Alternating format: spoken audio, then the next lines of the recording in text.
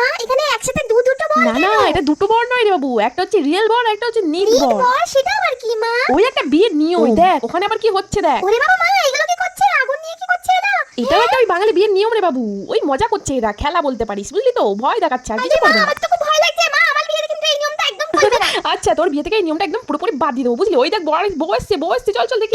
মা বউটাকে কোলে কোলে নিয়ে আসছে কেন? বউটা কি হাতে? আরে না না, ভাবতে পারি এরকম করে নিয়ে আসতে হয় যে। মা বরটাকে তো ঢাকায় দিয়ে দিয়েছে, বউকে কি করে দেখবে? ও ঠিক সময় মতো বরের ঢাকা খুলে যাবে, দেখ না বউকে দেখার জন্য। এই দেখ কি করছে, দেখ ঠেলাঠেলি করে বর তো পড়েই যাবে মনে হচ্ছে। কি নিয়ম মা? কে বানিয়েছে? কে বানিয়েছে সেটা তো আমিও জানি না রে বাবা। আরে বাবা থামো এবার, এত ঘোরালে তো বোর মাথায় ঘুরে যাবে। মালা বদলটা করবে কি হবে? হ্যাঁ দেখো না, এটা তো ঘুরিয়ে তো শেষমেশ ঢাকা খুলে দেওয়া হয়েছে, এবার হবে মালা বদল। দেখি মালা বদল করার আগে কি কি কাণ্ড ঘটে এখানে। এই যে একজন বরকে তুলে নেওয়া হয়েছে কাঁধে, এবার বউ তো দাঁড়িয়ে পড়লো মালা বদল করার জন্য।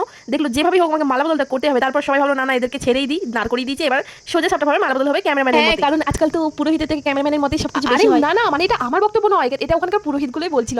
তাহলে মা ক্যামেরাম্যান গুলো কেন পুরোহিত হয় না? ওরাই তো পুরোহিত হয়ে যেতে পারে, এক খরচায় দুটো কাজ হয়ে যাবে। সেটাই তো বাবু, এরা যে কেন বোঝে না তা আমি বুঝতে পারি না। বাবু এখানে দাঁড়িয়ে কি ভাবছিস? খেতে যাবি না? আজকে আমি ডান্স করলাম না, ওটাই ভাবছি। খাওয়া তারপর ডান্স। বলেছো আইসক্রিমটা টেস্টি। শুধু তোর আইসক্রিমটাই টেস্টি লাগলো? হ্যাঁ হ্যাঁ মা।